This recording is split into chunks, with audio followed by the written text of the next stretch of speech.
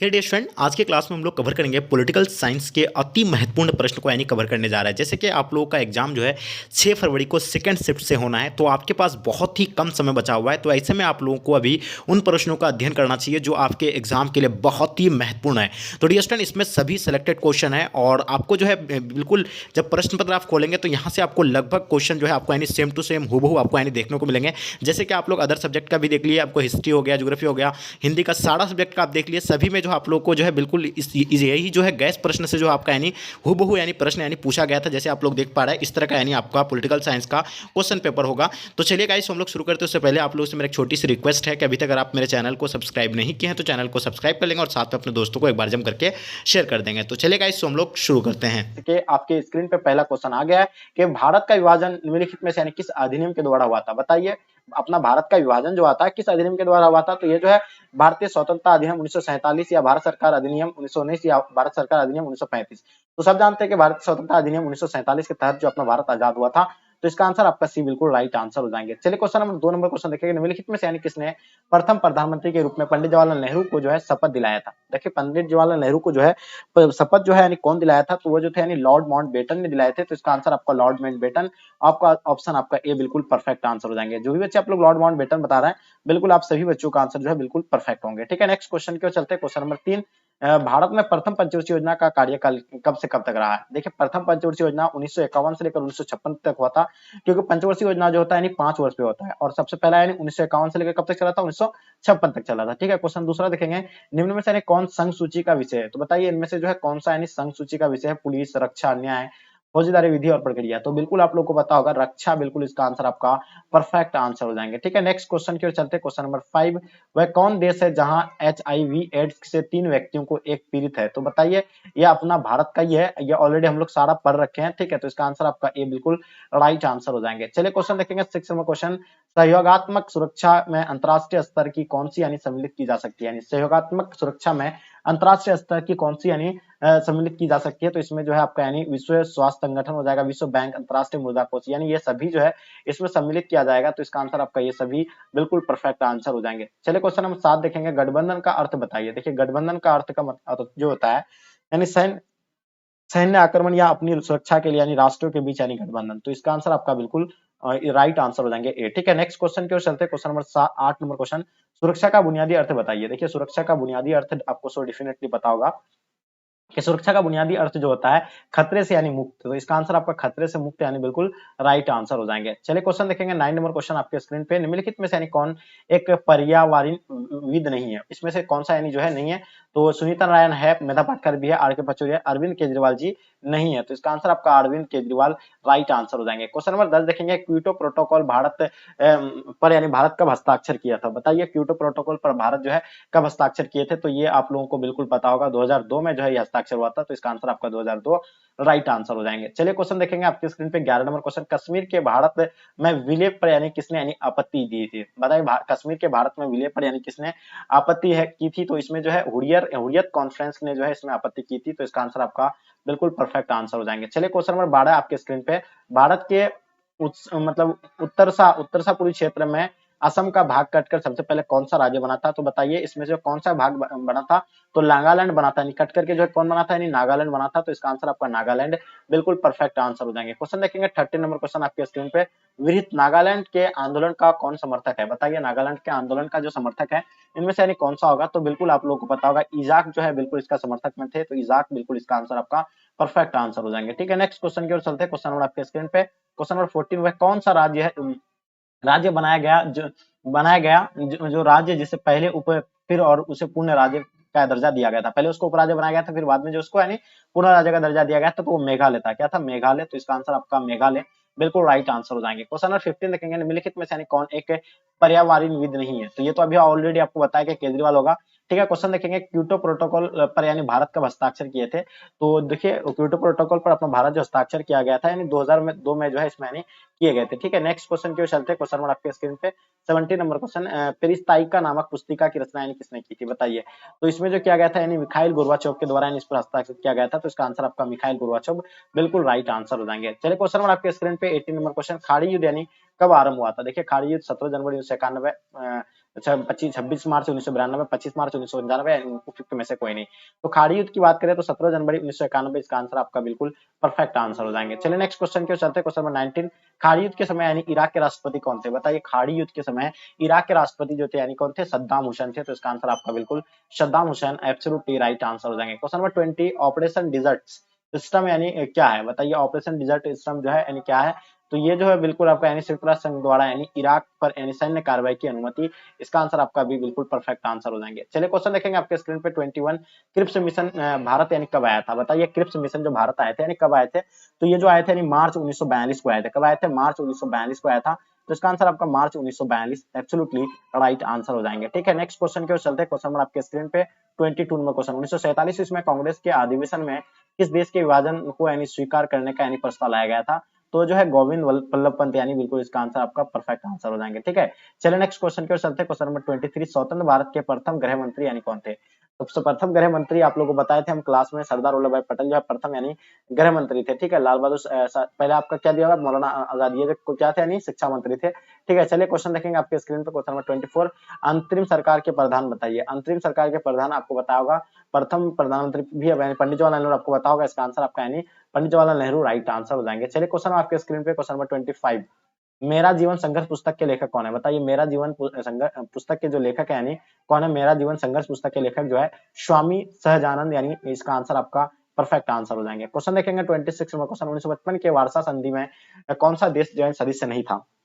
1955 के वार्सा संधि में कौन सा देश जो है सदस्य नहीं था? तो इसमें जो है कौन सा सदस्य नहीं होगा? तो पश्चिमी जर्मनी जो है इसका सदस्य नहीं होगा। तो इसका आंसर पश्चिमी जर्मनी राइट आंसर हो जाएंगे। क्वेश्चन नंबर 27, यानी श्वेत संघ के विभाजन के बाद रूस का यानी प्रथम निर्वाचित राष्ट्रपति यानी कौन था? बताइए श्वेत संघ के विभाजन के बाद रूस का यानी प्रथम निर्वाचित राष्ट्रपति जो थे यानी कौन थे? यल्तसिन, इसका आंसर आपका परफेक्ट आंसर हो जाएंगे। Yeltsin will be the right answer हो जाएंगे। चलिए क्वेश्चन देखेंगे आपके स्क्रीन में 28, स्टालिन संविधान कब लागू हुआ था? बताइए स्टालिन संविधान जो लागू किया था यानी 1936, 1924, 1977, 1999। तो बिल्कुल इसका आंसर आपका 1936 राइट आंसर हो जाएंगे। ठीक है, नेक्स्ट क्वेश्चन की ओर चलते हैं। क्वेश्चन नंबर आपके स्क्रीन पे 29, किस देश के प्रभुत्व से यानी एक ध्रुवता यानी कायम हुई थी? बताइए रूसी संघ होगा, चीन हो जाएंगे, या फ्रांस, या अमेरिका?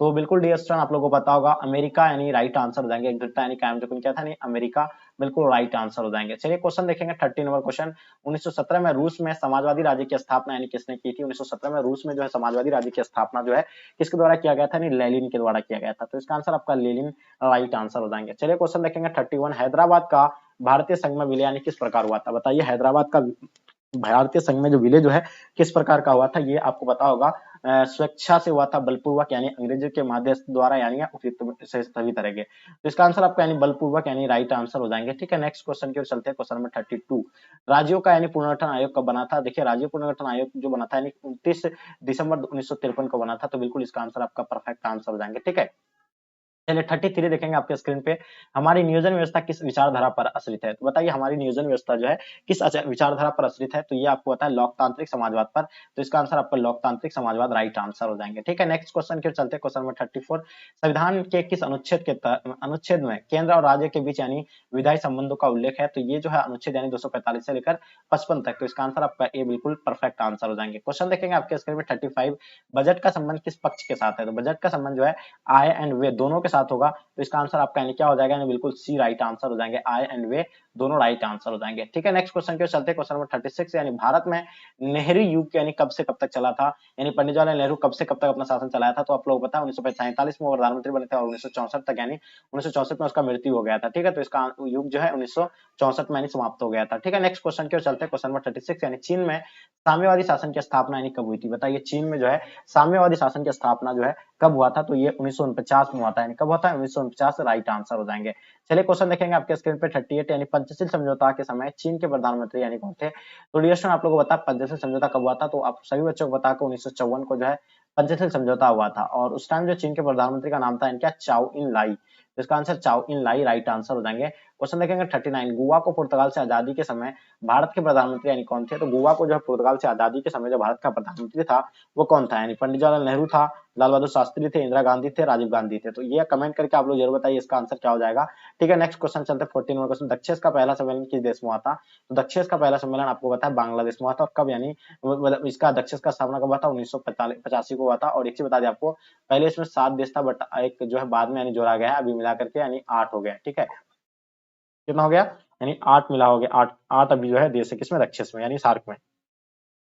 बाद में अफगानिस्तान आया था। क्वेश्चन देखेंगे 41, भारतीय जनता पार्टी किस पार्टी का पूर्ण जन्म कहा जाता है। देखिए भारतीय जनता पार्टी का पुराना नाम जो था क्या, भारतीय जनसंघ था, और इसी को जो है क्या है भारतीय जनता पार्टी नाम दिया गया है। चलिए आगे देखेंगे आपके स्क्रीन पे 42, भारतीय राजनीतिक दलीय व्यवस्था को यानी किस श्रेणी में रखा गया है। तो भारतीय दलीय व्यवस्था को जो है यानी बहुदलीय व्यवस्था श्रेणी में रखा गया है, यानी बहुदलीय इसका आंसर आपका परफेक्ट आंसर है। 43, धर्मनिरपेक्षता का अर्थ बताइए। देखिए धर्मनिरपेक्षता का अर्थ जो होता है सभी धर्मों का यानी समान आदर, तो इसका आंसर आपका सभी धर्मों का समान आदर बिल्कुल राइट आंसर हो जाएंगे। क्वेश्चन देखेंगे 44, किस वायसराय ने बंगाल विभाजन किया था। बताइए किस वायसराय ने बंगाल विभाजन किया था। तो ये जो है लॉर्ड कर्जन के द्वारा यानी किए थे, तो इसका answer Lord Curzon right answer हो जाएगा। 45, किस प्रक्रिया के अंतर्गत पृथ्वी को एक इकाई या भूमंडलीकरण गांव के रूप में यानी समझा जाता है। तो ये जो माना गया यानी किसका यानी वैश्वीकरण, इसका आंसर आपका यानी राइट आंसर हो जाएंगे, वैश्वीकरण परफेक्ट आंसर हो जाएंगे। चलिए 46 आपके स्क्रीन पे क्या कहलाता है कि विकेंद्रीयकरण किस शासन की विशेषता है। बताइए विकेंद्रीयकरण जो है यानी संघात्मक शासन है, तो इसका आंसर आपका संघात्मक शासन राइट आंसर हो जाएंगे। चलिए क्वेश्चन आपके स्क्रीन पे 47, भारतीय संविधान की किस सूची पर यानी केंद्र और राज्य दोनों विधायक यानी कानून बन सकती है। तो ये जो बन सकती है यानी कौन सा, यानी समवर्ती सूची में, तो इसका आंसर आपका समवर्ती सूची बिल्कुल राइट आंसर हो जाएंगे। क्वेश्चन देखेंगे 48, यानी संपूर्ण क्रांति आंदोलन का नेतृत्व यानी किसने किया था। बताइए संपूर्ण क्रांति का जो नेतृत्व यानी किसने किए थे, बिल्कुल जयप्रकाश नारायण के द्वारा किया गया था, तो इसका आंसर आपका जयप्रकाश नारायण बिल्कुल राइट आंसर हो जाएंगे। 49 देखेंगे, निम्नलिखित में से यानी कौन शीत युद्ध के यानी प्रमुख कारण थे रहे हैं। तो बताइए शीत युद्ध के प्रमुख कारण इनमें से यानी कौन सा रहे हैं। तो अमेरिका एवं सोवियत संघ के बीच यानी संवैधानिक मतभेद, मतलब विजित यानी प्रदेशों पर अत्यधिक यानी संबंधी विवाद, या आपका युद्धकालीन निर्णयों का अतिक्रमण। तो इसका आंसर आपका उपयुक्त में से सभी बिल्कुल राइट आंसर हो जाएंगे। ठीक है, नेक्स्ट क्वेश्चन की ओर चलते हैं। क्वेश्चन नंबर 50 आपके स्क्रीन पे, संयुक्त राष्ट्र संघ की स्थापना से संबंधित निम्नलिखित में से कौन सा विकल्प जो है सही है। तो बताइए संयुक्त राष्ट्र संघ की स्थापना से संबंधित निम्नलिखित में से कौन सा विकल्प जो है सही होगा। तो इसमें जो अगर बात करें तो अंतरराष्ट्रीय जगत में शांति, सुरक्षा एवं सहयोग के संयुक्त राष्ट्र संघ का गठन, ये बिल्कुल बात सही है। आने वाली पीढ़ी को यानी युद्ध की विभीषिका से बचाना, ये बात भी सही है। ठीक है, राष्ट्रों की संप्रभुता की रक्षा यानी ये भी बात सही है। तो इसका आंसर आपको उपयुक्त में से सभी बिल्कुल राइट आंसर हो जाएंगे। ठीक है, तो डिस्टन आपको जो है 50 क्वेश्चन अभी आपको हम यानी इसका कवर करवाए हैं। अब इन 50 क्वेश्चन में यानी ऑब्जेक्टिव यानी हम लोग का जो है क्लियर हो गया। अब हम लोग चलते हैं किसका यानी सब्जेक्टिव क्वेश्चन को कवर करने के लिए। तो आप लोग ईमानदारी से बताइए ऑब्जेक्टिव क्वेश्चन आप लोग से कितना यानी सॉल्व हुआ है, ये आप लोग कमेंट करके जरूर बताइएगा। ठीक है, आप चलते हैं हम लोग आपके स्क्रीन पे सब्जेक्टिव क्वेश्चन आ गया, जैसे देख पा रहे आप लोग, यानी द्वितीय पंचवर्षीय योजना के उद्देश्य क्या थे। बताइए द्वितीय पंचवर्षीय योजना का उद्देश्य आपको बताना है। तो उसका उद्देश्य ये था कि द्वितीय पंचवर्षीय योजना आपको पहले हुआ कब था, पहले आपको बता दें, प्रथम पंचवर्षीय योजना 1951 से लेकर 56 तक हुआ था, और द्वितीय जो हुआ था यानी 56 से लेकर ये कब तक हुआ था, यानी ये जो हुआ था 61 तक हुआ था, ये भी आपको बताना चाहिए। अब ये द्वितीय पंचवर्षीय योजना का उद्देश्य ये था कि द्वितीय पंचवर्षीय योजना में भारी उद्योगों के विकास पर यानी जोर दिया गया था। प्रथम में कृषि पर दिया था, लेकिन द्वितीय पर जो है किस पर दिया था, यानी उद्योगों पर यानी विकास पर जोर दिया था। पहली योजना का मूल मंत्र था धीरे धीरे धीरज, यानी मतलब उद्योग पर ही दिया था लेकिन धीरे धीरे धीरज था। लेकिन दूसरी योजना की कोशिश तेजी गति से संरचनात्मक बदलाव करने की थी। इसके लिए यानी हर संभव दिशा में बदलाव की बात की गई है। सरकार ने देशों के उद्योगों को संरक्षण देने के लिए आयात पर यानी भारी शुल्क लगाया है। संरक्षण की इस नीति से निजी और सार्वजनिक क्षेत्रों उद्योगों को यानी आगे बढ़ाने में मदद मिली है। तो ये था यानी द्वितीय पंचवर्षीय योजना का काम। तो अब चलते हैं हम लोग बहुदलीय व्यवस्था क्या है, क्वेश्चन काफी इंपॉर्टेंट है। तो बहुदलीय व्यवस्था की बात अगर करते हैं तो बहुदलीय व्यवस्था वैसी व्यवस्था में विभिन्न राजनीतिक दलों को चुनाव लड़ने का यानी अधिकार होता है। बहुदलीय व्यवस्था में यानी सभी पार्टियों को यानी अनेक प्रकार के मतलब कई प्रकार की यानी पार्टी में अपना ठीक है मतलब लड़ सकते हैं चुनाव। ठीक है, उसमें विभिन्न राजनीतिक दल को यानी चुनाव लड़ने का अपना अधिकार होता है। ठीक है, एवं एक या विभिन्न दल मिलकर सरकार बनाते हैं। सरकार का निर्माण में एक मतलब भी एक दल या एक से अधिक दलों का सहयोग होता है। तो ये था आपका बहुदलीय व्यवस्था। अब बात करते हैं तीसरा नंबर क्वेश्चन, भारत में जल प्रदूषण को प्रभावित करने की विवेचना। देखिए जल प्रदूषण को प्रभावित करने का अनेक प्रभाव है। पहला आपको यानी रोगों के प्रसार, यानी रोगों के प्रसार। देखिए प्रदूषित जल के सेवन से मनुष्य को यानी अनेक रोग होते हैं, जैसे हैजा, चीचक, पीलिया, टाइफाइड, पेचिस। ये था आपका यानी रोगों के प्रसार। इससे जो है जल प्रदूषण क्या होता है, रोगों के प्रसार, सबसे अधिक बीमारियां फैलती है किसी यानी जल से। दूसरा प्रभाव इसका क्या है, यानी जलीय पौधों और जीव जंतुओं की मौत, यानी जो है जलीय जीवों और जंतुओं की यानी मौत, यानी विषैली जल से जलीय पौधे और जंतु मारे जाते हैं। आपको पता है अगर पानी अगर क्या विषैली हो जाता है, तो अगर कहीं भी अगर पानी है तो उससे यानी क्या जंतु जो भी उस पानी को पियेंगे या जिस पानी में रहेंगे वो भी इससे जो है उसको नुकसान होता है। अब बात करते हैं हम लोग फसल का नाश। देखिए प्रदूषित जल की सिंचाई से यानी फसलों को भी नष्ट किया जाता है। अगर प्रदूषित जल से अगर हम लोग अगर सिंचाई करते हैं तो वो भी जो है फसल को नष्ट कर देता है। मिट्टी के उर्वरकता का नाश, यानी प्रदूषित जल से मिट्टी की यानी क्या प्रदूषित करके उनकी उर्वरकता को नष्ट कर देता है। मृदा के जीवाणु और अन्य सूक्ष्म जीव मार जाते हैं। तो ये था भी आपका यानी। अब बात करते हैं 5वां पॉइंट यानी सुपोषण। देखिए जलाशयों में जैविक अजैविक पोषक तत्व की यानी भरमार होती है। इससे अवांछित पौधों और जीव जंतुओं की संख्या में भारी वृद्धि हो जाती है। ठीक है, तो ये था आपका यानी सुपोषण के बारे में बता रहा है। अब बात करते हैं हम लोग क्या, 6वां पॉइंट सागरीय जल का प्रदूषण। देखिए समुद्र को जल में यानी पेट्रोलियम पदार्थों को यानी मिल जाने से समुद्र में पाए जाने वाले जीव मरने लगते हैं। तो ये था यानी सागरीय जल का प्रदूषण। ये भी आपको समझ में आ गया सुपोषण। अब बात करते हैं हम लोग मेघालय में स्त्री विवाह कानून क्यों है। देखिए मेघालय जो है, मेघालय में एक मतलब प्रथा वहां का प्रचलित है और एक कानून बन गया है। मेघालय में आदिवासी समाज में स्त्रियों के विवाह के पश्चात मायके में रहना होता है। अगर स्त्री का शादी हो जाता है तो हम लोग इधर क्या है कि अगर शादी हो जाता है तो वो कहाँ ससुराल चले जाते हैं। लेकिन वहां जो है मेघालय का एक प्रचलित यानी आदिवासी समाज में होता है, शादी करने के बाद वो कहाँ रहेंगे यानी मायके यहाँ रहता है। और ऐसा वहां का के समाज की परंपरा के कारण होता है, इसलिए यह कानून बन गया है। तो ये भी आपको समझ में आ गया। बहुत ही काफी इंपॉर्टेंट क्वेश्चन है। क्वेश्चन नंबर 5, जनसंख्या वृद्धि से आप क्या अभिप्राय है। देखिए जनसंख्या वृद्धि जो है अभिप्राय यह है कि एक निश्चित समय में निश्चित स्थान पर होने वाला जनसंख्या संबंधित परिवर्तन को दर्शाता है। इस परिवर्तन प्रतिशत व्यक्ति की जाती है। जनसंख्या वृद्धि की दर कहा जाता है। संसार की जनसंख्या की वर्तमान वृद्धि 1.4% है। ठीक है, निश्चित समय में आप देखिए जनसंख्या आप कैसे निकाल सकते हैं, निश्चित स्थान निश्चित जगह में निश्चित स्थान पर होने वाला जनसंख्या संबंधित परिवर्तन को ही जनसंख्या वृद्धि कहेंगे। ठीक है, क्वेश्चन नंबर देखेंगे 6 नंबर क्वेश्चन, आधुनिक निर्माण उद्योग की प्रमुख विशेषता क्या है। देखिए आधुनिक निर्माण उद्योग की प्रमुख विशेषता की बात करें तो निम्न है। आधुनिक निर्माण उद्योग प्रकाशिकीय अधिकार वर्ग के अंतर्गत जटिल तकनीकी तंत्र के तहत कार्य करता है। किसका यानी जटिल तकनीकी तहत के अंतर्गत यानी काम कार्य करता है, जिसमें अधिक पूंजी की सहायता से विशिष्टीकरण एवं श्रम विभाजन के द्वारा यानी कम समय में कम लागत अधिक माल का उत्पादन किया जाता है। तो ये था आपका यानी आधुनिक निर्माण, यानी कम समय में ज्यादा यानी माल का यानी क्या उत्पाद। ठीक है, और ये कम लागत में कम समय में कम लागत में अधिक यानी माल का उत्पादन को ही जो है आधुनिक निर्माण उद्योग की विशेषता यही है। ठीक है, तो आपको समझ में आ गया। अब बात करते हैं पहले जो होता था, तो अगर मान लो किसी चीज को अगर तैयार करना होता तो उसमें काफी यानी क्या लग जाते थे, जन लग जाते थे। जन तो लगता ही था लेकिन साथ साथ में उसका समय जो है बहुत ज्यादा वेस्ट हो जाता था। लेकिन अभी जो है आधुनिक निर्माण उद्योग की विशेषता के तहत अभी हम लोग को कुछ भी एहसास नहीं होता है। ठीक है, 7 नंबर क्वेश्चन, जल परिवहन के क्या लाभ है। देखिए जल परिवहन के अनेक लाभ है, आपको बता दें। फर्स्ट ऑफ ऑल ये परिवहन का सस्ता साधन होता है। जल परिवहन क्या होता है, बहुत सस्ता होता है। और क्योंकि इसमें यानी ऊर्जा की लागत